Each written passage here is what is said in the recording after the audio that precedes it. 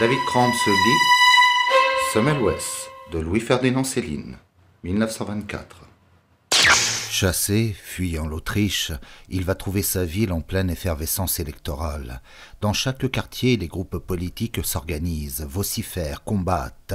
Les fusillades du faubourg Saint-Antoine font écho sur le Danube. La violence succède aux menaces. La révolution marche sur Budapest. Metternich a vieilli, une nation se renouvelle, par un homme. La jeune Hongrie le surprend. Depuis 20 ans, le régime qu'il fait peser sur elle s'est vermoulu. Armature terrible hier qui n'est plus aujourd'hui qu'un vieux drap troué par une armée de fonctionnaires nécessiteux. Son absolutisme fait rire, moyen désuet, à la fois trop lourd et trop léger, couvercle stupide sur une marmite en ébullition. Tout saute le 2 décembre 1848. Semmelweis ne cherche pas à s'isoler. Ainsi que tout le monde, il est possédé par l'événement. Ses amis l'entraînent, les patriotes lui demandent son enthousiasme, et c'est bien la chose au monde dont il est le plus riche et le plus généreux. Il les suit. Bientôt il les guide. De la puerpérale, de Skoda, de Klein, personne n'a le temps d'entendre parler, lui non plus d'ailleurs. Tous les esprits sont dans la rue, dans les réunions, dans la haine de l'Autriche. Les barricades s'élèvent dans Buda. On s'y tue, mais beaucoup moins que chez nous. Là-bas, l'anarchie est trop facile. On préfère chanter les victoires politiques rapidement acquises. Celles qui coûtent trop cher sont tristes et ne font plaisir à personne. À cette condition seulement, la liberté est amusante. On s'amuse. Plus de servage, liberté de la presse, droit de réunion. Voilà ce qu'on demande. Vienne accorde tout ce qu'on veut et bien plus. Vienne a peur, Budapest est dans la joie, une joie sincère, dansante, on danse partout. Toutes les réunions politiques, anti-autrichiennes, libérales, se terminent par des sauteries. Semmelweis y prend part. Dans ces bals, il se révèle fougueux, brillant de corps et d'esprit. Ein flotter Tanzer, dira plus tard le docteur Bruck. Et puis il déteste si bien les Autrichiens que c'est un plaisir de l'entendre les maudire. Cette verve lui vaut bien des succès mondains qui l'éloignent encore de la médecine, à tel point que sa découverte ne semble plus le soucier. Il travaille à peine. En l'espace de quelques mois, il dilapide le petit héritage qu'il a recueilli de ses parents. Ce n'était pas difficile, 2000 couronnes. Dans cette société qu'il est amené à fréquenter, composée surtout de politiciens et d'artistes, on ne connaît pas sa véritable valeur, on le considère plutôt comme un médecin fantasque et cultivé, d'une originalité un peu dangereuse mais bien divertissante. Le monde, la danse l'achemine vers les féminités, il y perd le peu de temps qu'il lui reste. Enfin, les sports le tentent. À 30 ans, il prend sa première leçon d'équitation et bientôt on peut le voir à cheval tous les matins en la meilleure compagnie de la ville. Ce n'est pas tout. Il apprend à nager en plein hiver. À l'heure de son bain, on fait cercle. Depuis Venise, jamais il ne s'était tant diverti. Certes, sa robuste santé lui permettait toutes les frénésies, il n'en était pas de même de ses ressources. Bientôt, il dut songer à gagner sa vie. Toutefois, les relations qu'il avait su se faire pendant cette passade politique l'aidèrent grandement, il faut en convenir, à se constituer une clientèle. Il réussissait fort bien à cet égard et presque sans mal, il avait conquis déjà un certain renom quand un incident minime et burlesque vint lui causer le plus grand tort. Sur la recommandation d'un de ses amis, on le demande certains jours au chevet de la comtesse Gradinich, un des plus grands noms de Hongrie. Le cas n'était pas simple. La malade était illustre, donc un ensemble périlleux pour la réputation d'un médecin. Plusieurs de ses confrères, auparavant consultés, portaient des diagnostics contradictoires. La famille, on le conçoit, était vivement alarmée. Le diagnostic auquel se range Semmelweis après un premier examen de la malade est des plus sombres. Selon lui, il s'agit d'un cancer du col utérin. Il l'affirme avec beaucoup d'éclat, il est formel. La famille réunie pour l'entendre se retire atterrée. Le comte, en reconduisant Semmelweis jusqu'au seuil, sollicite une dernière fois son avis et celui-ci ne lui laisse aucun espoir. On s'attendait au pire quand, tard dans la nuit, la porte de la rue fut ébranlée par des coups violents. On ouvre. Un homme surgit dans l'entrée, bouscule le domestique, grimpe par l'escalier et bondit dans la chambre où le comte et la comtesse sont couchés. C'est Semmelweis. Sans autre préambule, il plonge sa main sous les draps et pratique à nouveau l'examen qu'il avait déjà fait dans la matinée et qu'il avait depuis lors jugé insuffisant. Après un instant, il se relève, triomphant. « Je vous félicite, madame la comtesse !» s'écrie-t-il, « car je m'étais trompé. Ce n'est pas d'un cancer qu'il s'agit, mais d'une simple métrite. Cette incartade, aussitôt colportée dans la société, lui enlève la plupart de ses meilleurs clients. Encore faut-il convenir qu'il les aurait perdus de toute façon, car la guerre est déclarée dans les mois qui suivent. Presque aussitôt, Buda est prise, pillée par une armée de Croates. La famine s'y installe. Il devient facile aux Autrichiens de repousser les Croates affamés et bientôt ils s'unissent aux Russes pour écraser la Hongrie. Celle-ci paye en définitive les frais de ce chaos qui débuta peu après la retraite de Metternich pour prendre fin à la bataille de Villajos. Après cette grande défaite, l'anarchie se cristallisa dans un ordre nouveau et sous la forme d'une dictature militaire cupide et méticuleuse. Sous elle, par elle, la Hongrie est mise en coupe régulière, entièrement dépouillée. Pour les individus, c'est la misère, pour l'esprit, c'est la nuit qui tombe de 1848 à 1867. Une nuit presque absolue, puisque la plupart des intellectuels sont bannis, les médecins surtout.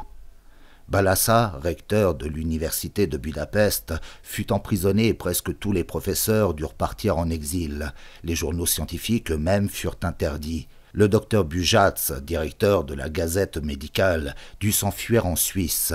Il n'y avait d'autorisé qu'une seule société de médecins pour la Hongrie. Elle siégeait à Pest une fois par mois sous la surveillance effective d'un commissaire de police. Jamais tyrannie ne fut si pénétrante, si odieuse. On se prit à regretter Metternich. Nous ne pouvons plus nous voir. Personne n'est plus au courant des efforts communs. Plus d'émulation. Nous vivons dans les ténèbres. Telle est la plainte du professeur Kotani au cours de ces terribles années. Dans cette misère morale et physique, il faudra cependant vivre désormais, et vivre devient le pénible problème de tous les instants pour les médecins de l'époque. On ne les paye, pour ainsi dire, plus. Avec quoi ? Les impôts extraordinaires succèdent aux impôts ordinaires, sans compter les amendes. Avec le maigre surplus, ne faut-il pas manger, ne serait-ce qu'une fois par jour ? Alors, la joie hongroise avait été de courte durée, comme la dissipation de Semmelweis, comme le bonheur qu'il ressentait à vivre une vie active, une vie égoïste aussi puissante chez lui que chez les autres, mais dont une destinée plus tragique et plus haute semble l'avoir toujours éloigné. En 1849, l'exercice de la médecine le fait vivre à peine. Il loge dans la chambre de la Landagasse, ruelle étroite. Pour subsister, il a dû vendre la plus grande partie de son mobilier. Les choses ne pouvaient guère aller plus médiocrement quand il fut victime au surplus des 2 accidents successifs qui, cette fois, le terrassent. À quelques jours d'intervalle, il se casse le bras d'abord, puis la jambe gauche dans un de ces escaliers tortueux, impossibles d'accès, qui sont de règle dans son quartier. Par ces 2 fractures, il est immobilisé au lit, incapable désormais de se défendre de la faim et du froid, ne fût-ce par le dévouement de ses quelques amis qui se sacrifièrent pour assurer sa subsistance. Sans doute serait-il mort de misère, comme tant d'autres intellectuels dans le cours de cet hiver de 1848. Sous la rafale de douleur, dans l'isolement et la violence, le feu dont il est porteur demeure sous la cendre et s'éteint presque. Son passé ne lui parle plus. C'est un passé trop riche d'enthousiasme pour son cœur épuisé. Ses forces ne sont plus à la mesure de cette flamme ardente. Il a faim. Aussi longtemps que dura cette détresse, sa vie fut somnolente, son rêve sans puissance, et pour lui qui doit rêver pour vivre, c'est presque le néant. Rien ne l'intéresse, il n'écrit plus. Ses maîtres à Vienne s'inquiètent de son sort. Peut-on songer à le faire revenir ? La haine de Klein et des autres l'exclut plus que jamais des facultés autrichiennes. Un jour, à Vienne, les bruits les plus alarmants sont rapportés sur son compte. Markusowski, après de nombreuses démarches et par l'effet de puissantes protections, est autorisé à se rendre à Budapest, ville interdite. À peine est-il arrivé qu'il se met en quête de Semmelweis. Il ne l'avait pas revu depuis 7 ans. D'abord, il ne le trouva point et ne finit par le joindre que tard dans la soirée. Enfin, j'ai retrouvé notre meilleur ami, vivant, écrit Markusowski dans une lettre à Skoda, mais il a tellement vieilli que je ne l'aurais reconnu qu'avec peine si sa voix ne m'avait mieux guidé que la vue dans l'ombre de sa chambre.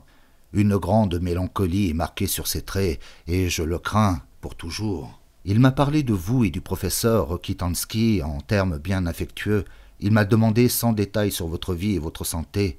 Il ne m'a rien dit de sa gêne matérielle trop évidente, hélas. Je suis passé, muni de votre recommandation, chez le professeur Birley, directeur de la maternité Saint-Roch. Celui-ci m'a donné la ferme assurance qu'il penserait à Semmelweis pour la première place d'assistant vacante dans sa clinique. Ce serait une telle justice. De ses travaux de Vienne, il continue à se taire. Bientôt 7 années de silence. Je vous dirai le reste de vive voix. Et Markusowski repartit quelques jours plus tard. Semmelweis, dans les mois qui suivirent, ne fit rien de nouveau. Il n'alla même point voir Birley, qui l'y avait convié cependant par une lettre aimable. Ainsi traînant ses jours, fuyant l'effort, il n'attendait plus rien, quand un événement fortuit le replaça dans sa destinée. « N'êtes-vous pas le docteur Semmelweis, autrefois assistant du professeur Klein ?» demanda certain visiteur matinal. « Alors j'ai un message pour vous. » Un message pénible, mais en faveur de la cause que vous avez soutenue. Voici les faits. Le professeur Michaelis, de Kiel, s'est suicidé récemment dans des circonstances très particulières. J'étais son élève et je connaissais sa pensée, surtout celle qui l'obsédait et le conduisit au suicide. Ayant récemment assisté une de ses cousines lors de son accouchement, celle-ci succombait peu de jours plus tard par infection puerpérale. Si grande fut la douleur de Michaelis, son désespoir si affreux, qu'il fit une recherche immédiate et très approfondie de ses responsabilités dans ce malheur. Il ne devait pas tarder à se convaincre qu'il en était entièrement responsable, car dans les jours précédents, il avait précisément soigné un certain nombre de femmes atteintes de fièvre puerpérale sans prendre ensuite aucune des précautions que vous aviez indiquées et qu'il connaissait depuis longtemps. L'obsession dont il était accablé devint un jour si lancinante, si intolérable, qu'il se précipita sous un train. Semmelweis, à l'instant même, sortit de sa torpeur comme ému par le sifflement de cette flèche qui venait de traverser son silence.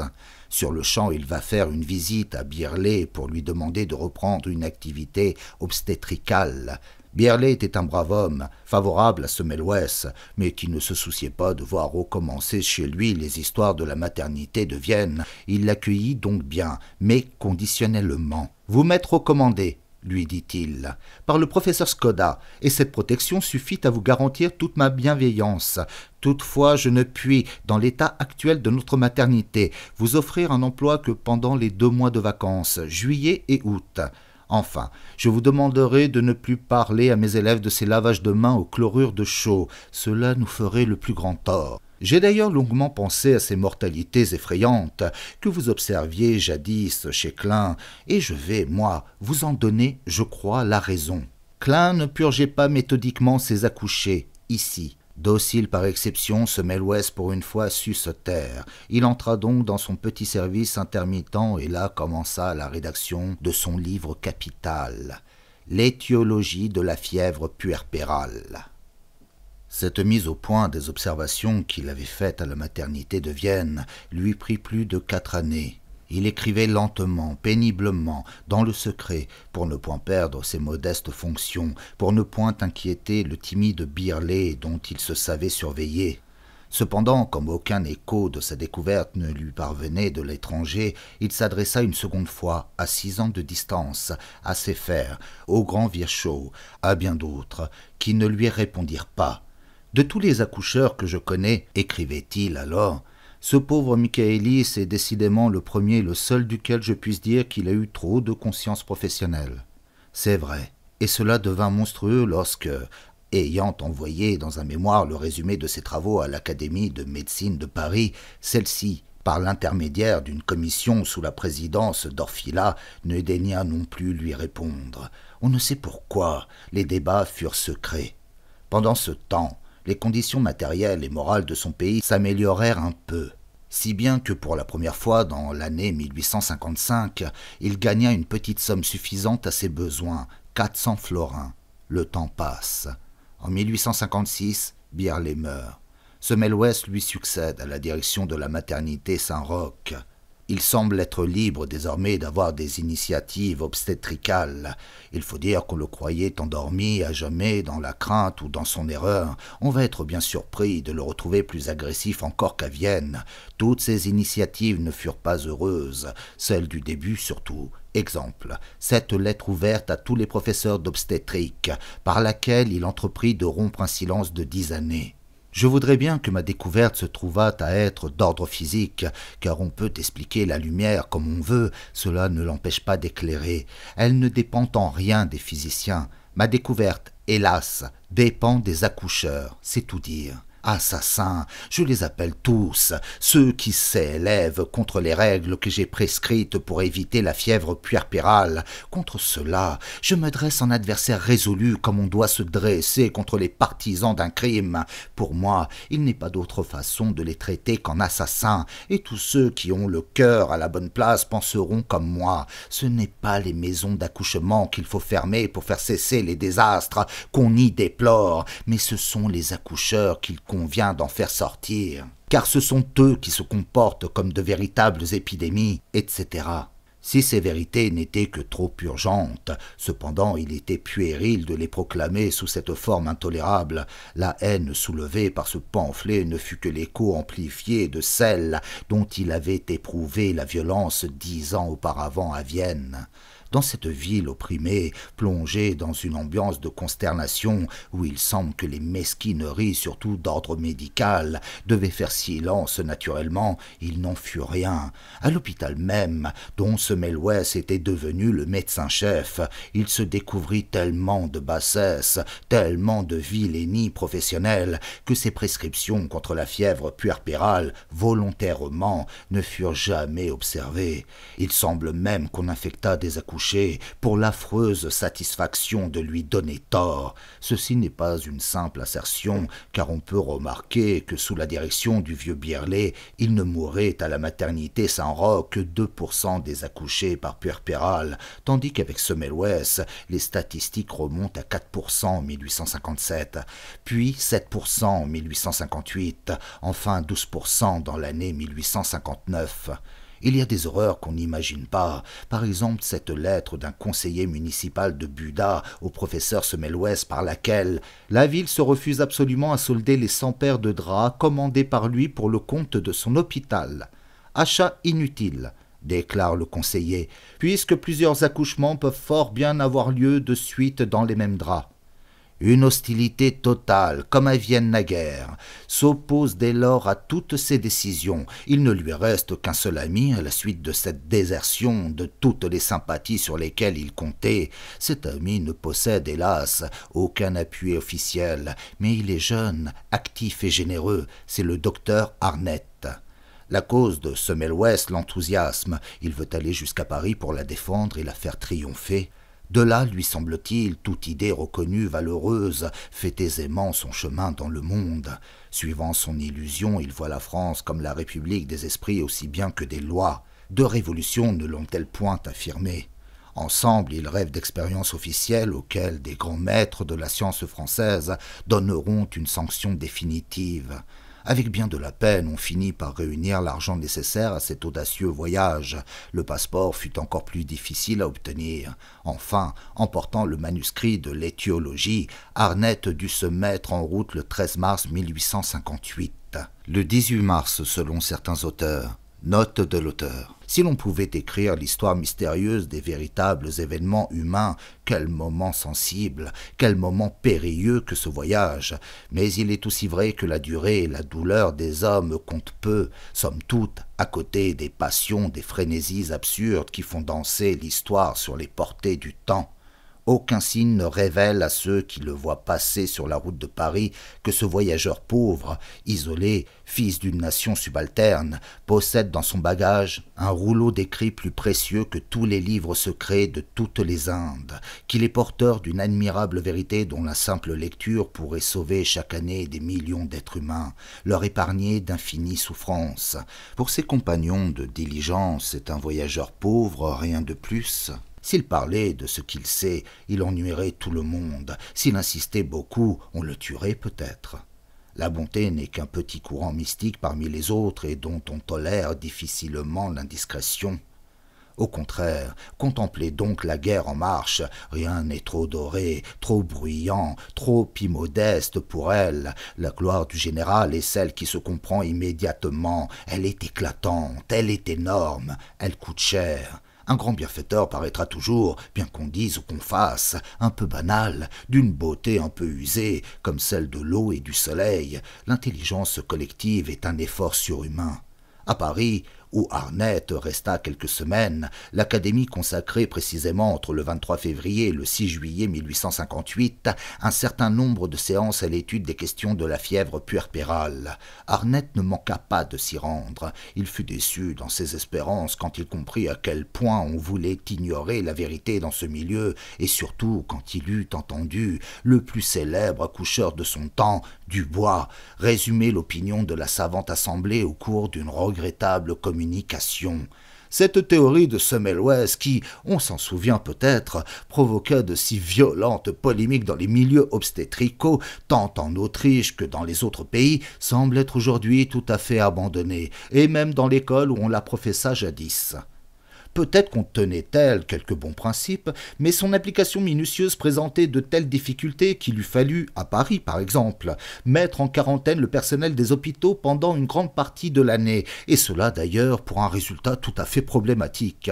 Que faire devant un tel contradicteur? Arnett ne pouvait songer à l'affronter. Il essaya bien d'obtenir qu'on entreprenne quelques expériences dans les hôpitaux parisiens sur le modèle de celles qui avaient été faites à Vienne autrefois par Semmelweis, mais au bout de peu de temps, il dut y renoncer, ne rencontrant qu'hostilité chez les uns, timidité chez les autres, et chez tous une soumission aveugle au verdict de Dubois, maître de l'obstétrique en France, indiscutable et régnant. En rentrant à Budapest, Arnett, découragé, ne sut convaincre Semmelweis de ce qu'il avait vu, entendu, et surtout de l'inanité de tout effort prochain. Arnett était raisonnable, Semmelweis ne l'était plus. Estimer, prévoir, attendre surtout semblait d'impossible tyrannie à son esprit en déroute. Sans doute avait-il franchi déjà les sages limites de notre sens commun, cette grande tradition de nos esprits, dont nous sommes tous les petits enfants attentifs, gentiment soudés par la coutume à la chaîne de la raison qui relie, qu'on le veuille ou non, le plus génial au plus ignare d'entre nous, du premier au dernier jour de notre vie commune. D'un maillon rompu de cette lourde chaîne, Semmelweis s'était détaché, lancé dans l'incohérence. Il avait perdu sa lucidité, cette puissance des puissances, cette concentration de tout notre avenir sur un point précis de l'univers. Hors d'elle, comment choisir dans la vie qui passe la forme du monde qui nous convient? Comment ne pas se perdre? Si l'homme s'est anobli parmi les animaux, n'est-ce pas parce qu'il a su découvrir à l'univers un plus grand nombre d'aspects? De la nature, c'est le courtisan le plus ingénieux, et son bonheur instable, fluide, penché de la vie vers la mort, et son insatiable récompense. Que cette sensibilité périlleuse, quel labeur de tous les instants n'est-il point condamné pour l'équilibre de cette fragile merveille, à peine si dans son sommeil le plus profond, son esprit connaît le repos. La paresse absolue est animale, notre structure humaine nous l'interdit. Forçat de la pensée, voilà, tous, ce que nous sommes. Simplement ouvrir les yeux, n'est-ce pas porter aussitôt le monde en équilibre sur sa tête? Boire, parler, se divertir, rêver peut-être, n'est-ce pas choisir sans trêve entre tous les aspects du monde, ceux qui sont humains, traditionnels, et puis éloigner les autres inlassablement jusqu'à la fatigue qui ne manque pas de nous surprendre à la fin de chaque journée? Honte à celui qui ne sait pas choisir l'aspect convenable aux destinées de notre espèce. Il est bête, il est fou.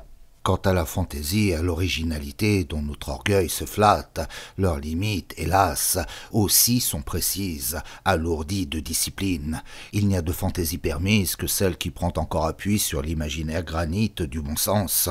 Trop loin de cette convention, plus de raison et plus d'esprit pour vous comprendre. Semmelweis dépensait une force inutile quand il transformait tous ses cours en longs développements injurieux à l'égard de tous les professeurs d'obstétrique.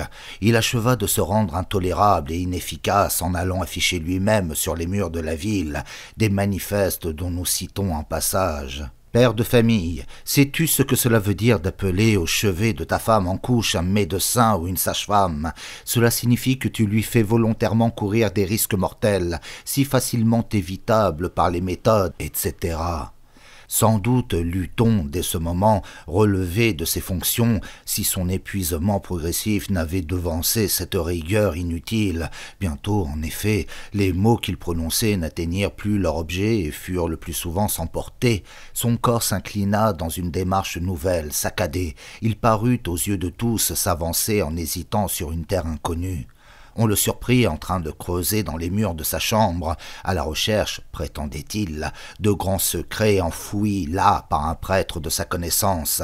En l'espace de quelques mois, ses traits s'incrustèrent profondément de mélancolie, et son regard, perdant l'appui des choses, parut se perdre derrière nous. Rapidement, il devint le pantin de toutes ses facultés, autrefois si puissantes, à présent déchaînées dans l'absurde. Par le rire, par la vindicte, par la bonté, il fut possédé tour à tour, entièrement, sans ordre logique, chacun de ses sentiments l'agissant pour son compte, paraissant uniquement jaloux d'épuiser les forces du pauvre homme, plus complètement que la frénésie précédente. Une personnalité s'écarte-t-elle aussi cruellement qu'un corps quand la folie tourne la roue de son supplice? Ne croyez pas ces poètes qui vont se lamentant contre les rigueurs et les suggestions de la pensée, ou qui maudissent les chaînes matérielles dont s'entrave, prétendent-ils, leur essor admirable vers le ciel des purs esprits, bienheureux inconscients, prétentieux ingrats en vérité, qui ne conçoivent qu'un petit coin joli de cette absolue liberté dont ils prétendent avoir le désir. S'ils se doutaient, les téméraires, que l'enfer commence aux portes de notre raison massive qu'ils déplorent, et contre lesquels ils vont parfois, en révolte insensée, jusqu'à rompre leur lyre. S'ils savaient, de quelle gratitude éperdue ne chanteraient-ils point la douce impuissance de nos esprits, cette heureuse prison des sens qui nous protège d'une intelligence infinie et dont notre lucidité la plus subtile n'est qu'un tout petit aperçu. Semel West s'était évadé du chaud refuge de la raison, où se retranche depuis toujours la puissance énorme et fragile de notre espèce dans l'univers hostile. Il errait avec les fous dans l'absolu, dans ces solitudes glaciales où nos passions n'éveillent plus d'écho, où notre cœur humain terrorisé, palpitant à se rompre sur la route du néant, n'est plus qu'un petit animal stupide et désorienté. En s'avançant dans ce dédale mouvant impitoyable de la démence, Michaelis lui apparut sanglant, lourd de reproches, Skoda énorme, grossier, clin furieux, accusant, blémi par toutes les haines d'un monde infernal, Sefer et puis Scanzoni. Des choses, des gens, des choses encore, des courants lourds de terreurs innommables, des formes imprécises l'entraînaient mêlées à des circonstances de son passé, parallèles, croisées, menaçantes, fondues. Autour de lui, le réel, le banal s'ajoutait encore à l'absurde par un maléfice de son esprit sans limite. Les tables, la lampe, ses trois chaises, la fenêtre, tous ces objets les plus neutres, les plus usuels de sa vie courante s'entouraient d'un halo mystérieux, d'une lumière hostile. Aucune sécurité désormais dans cette fluidité grotesque où se liquéfiaient les contours, les effets et les causes. Dans cette chambre déplacée par le fou hors de l'espace et du temps revinrent encore les visiteurs fantastiques. Après chacun d'eux, il reprenait la controverse d'autrefois. Il argumentait longuement, logiquement parfois, et souvent bien après leur départ. Mais presque toujours, ces hallucinations se terminaient dans la violence. Il y en avait trop de ces ombres ricaneuses et menteuses autour de son lit, trop pour qu'il les vît toutes bien en face. Ne les entendrait-il pas comploter derrière son dos, ennemi fourbe? Et sa frénésie s'étranglait quand elles s'enfuyaient devant lui. Bien souvent, il s'échappait à leur suite dans l'escalier, en les poursuivant et jusque dans la rue. Cette phase de sa détresse mentale dura jusqu'en avril 1865. À ce moment, les hallucinations dont il était terrorisé cessèrent tout d'un coup. Ce ne fut qu'une amélioration trompeuse de son état, à peine un répit, pendant lequel, cependant, la surveillance dont il était l'objet se relâcha. On lui laissa même faire quelques promenades dans la ville. Il s'en allait par les rues chaudes et presque toujours sans chapeau. Tout le monde savait son malheur et chacun s'effaçait pour lui donner libre passage. C'est pendant cette accalmie que la faculté décida de lui donner un remplaçant. Ses collègues en délégation, et d'ailleurs avec beaucoup de ménagement, lui firent agréer cette mesure universitaire. Il fut entendu au surplus qu'il garderait le titre de professeur en disponibilité. Sans peine, il parut adopter adopté cette conclusion, mais dans le même après-midi, il fut possédé par une crise démentielle d'une intensité sans précédent. Vers 2 heures, on le vit dévaler à travers les rues, poursuivi par la meute de ses ennemis fictifs. C'est en hurlant, débraillé, qu'il parvint de la sorte jusqu'aux amphithéâtres d'anatomie de la faculté. Un cadavre était là, sur le marbre, au milieu du cours, pour une démonstration. Semmelweis, s'emparant d'un scalpel, franchit le cercle des élèves, bousculant plusieurs chaises, s'approche du marbre, incise la peau du cadavre et taille dans les tissus putrides, avant qu'on ait pu l'empêcher, au hasard de ses impulsions, détachant les muscles par lambeaux qu'il projette au loin. Il accompagne ses manœuvres d'exclamations et de phrases sans suite. Les étudiants l'ont reconnu, mais son attitude est si menaçante que personne n'ose l'interrompre. Il ne sait plus. Il reprend son scalpel et fouille avec ses doigts en même temps qu'avec la lame une cavité cadavérique sointante d'humeur. Par un geste plus saccadé que les autres, il se coupe profondément. Sa blessure saigne, il crie, il menace, on le désarme, on l'entoure, mais il est trop tard. Comme Kolletchka naguère, il vient de s'infecter mortellement. La nuit du monde est illuminée de lumière divine. Romain Rolland.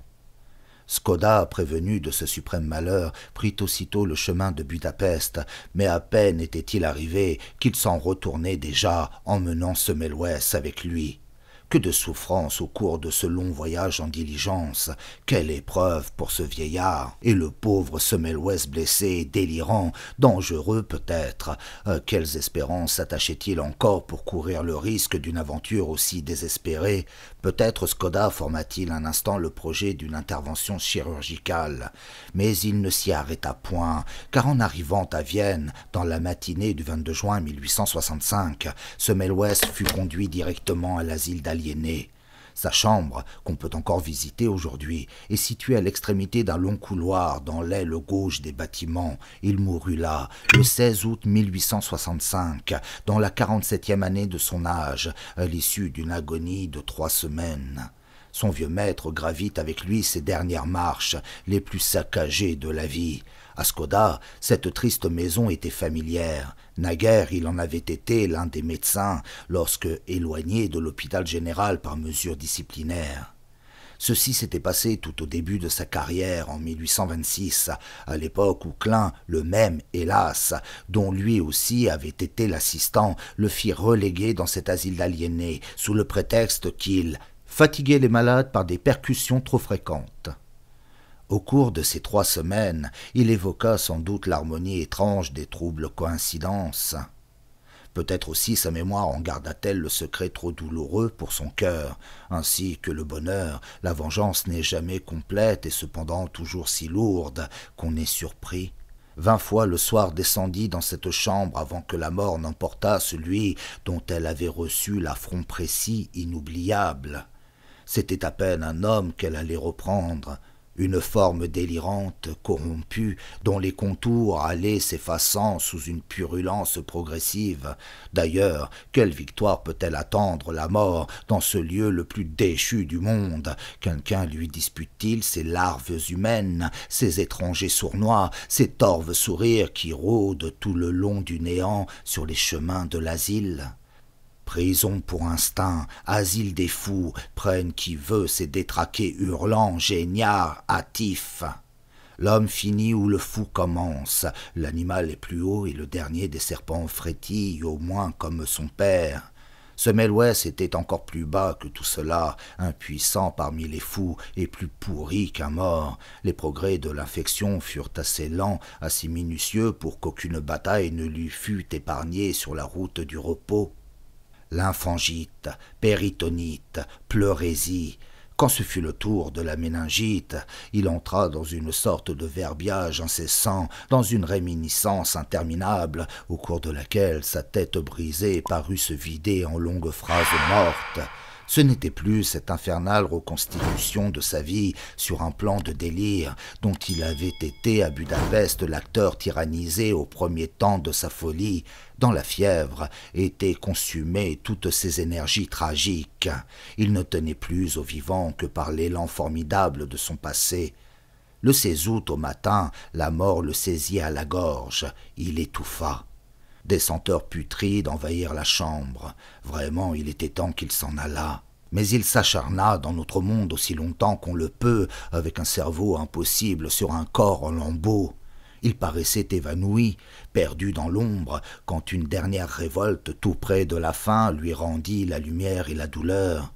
Soudain il se dressa sur son lit. On dut le recoucher. « Non, non !» hurla-t-il plusieurs fois. Il semble qu'il n'eût au fond de cet être aucune indulgence pour le sort commun, pour la mort, et rien de possible en lui qu'une foi immense dans la vie.